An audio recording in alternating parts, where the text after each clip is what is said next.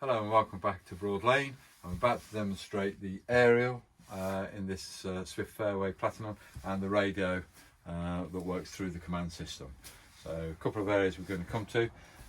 The reception for the radio is also done through the television aerial. In this particular model it's located in this locker.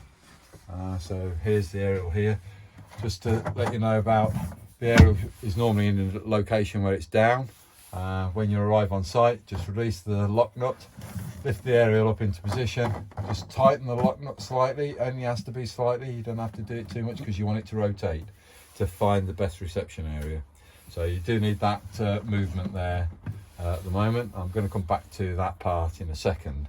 So we've raised the aerial. I'm now going to come across to the radio itself on this particular model. I'm going to hit the radio symbol, which is this on the bottom line in the middle. And that brings us to the radio screen.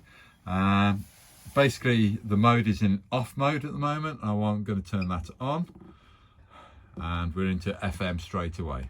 So I can do a scan. So if I hit scan, there we go, there's radio 2. If I want to keep radio 2 in place, I'm going to press and hold it. That's it, and I get a double beep and I've got a nice blue symbol round number 2. Want to scan to the next one, probably go for radio 3, hopefully, if the aerial's working, and that will be radio 3, and hopefully the next one's radio 4, that will be radio 4. It's a good job I know what all these numbers are. Let's just keep on going. We'll try and find, there's radio 1 for instance. I'm going to keep radio 1 programmed in for a second just for demonstration, so press and hold 1. That's now got the illumination around there. If I hit 2, that goes back to radio 2. Happy on that? So I've programmed it in on these preset buttons, but you can do that accordingly to what stations you wish to listen to. If I want to increase the volume inside the caravan, hitting this plus button, you can see the numbers are getting louder. And you can obviously hear that the radio is finally drowning me out. So that's the first thing on that bit. I'm going to just come back to the mode button. We're on FM at the moment, but this is a DAB radio located on the vehicle, on the command. Hit that button again, we get DAB now showing. And I want to assemble the stations, i.e. what digital signal we're going to get. So I've got to press that and it's scanning. Now if I've got the aerial in the right location, we'll get a good different variation here. As you can see, it's already gone already. We've got Mellow Magic, and I can program that in if I wanted to. Or go to the next one, there's Virgin, or go to the next one, Times Radio, or Planet Rock, and again we've got the same functions here, volume, etc, etc. So all straightforward and easy use of that particular item here. If I go again, I think I get aux, but I'm going to come back to that in a moment. I just want to show you just on this one where I've got the arrow. If we go on to that, this is where I get my bass, my treble, my volume again. I can do loudness and balance. So you can play around the radio that way if you wish to. If I want to come back to the main screen, I can go to there, or if I hit that, that's the home screen. That takes us back out. As you can see the blue symbol there, the square around the radio standing is on. I could hit that and that will turn it off, but let's go back a bit. Let's go back onto DAB. There's aux.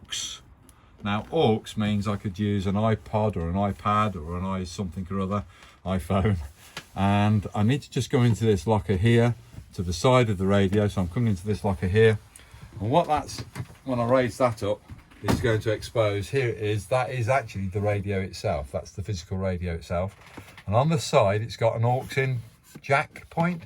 That's a 3.5mm jack point. I can use an umbilical cord type thing, cable that goes from the radio into my mobile phone or other appliance that I wish to use, and when this is on aux I can then play music via that system. So that's another way you can actually operate this particular system. Okay, so there's aux, and if I hit it again on the mode button, I've now got off, audio off. And if I come back to that screen, the blue square is now dulled down. If I hit it on again, there you go, it will be live. There's it is live. Go back to that and you get a blue circle around, blue square around it. Okay, so straightforward workings of that particular item.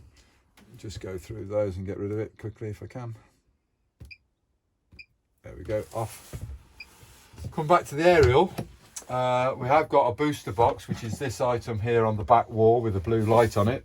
So the blue light is just telling us that we have got supply up there. If I just reach in and operate on the top edge here, there's a little recess and it's got a switch on it.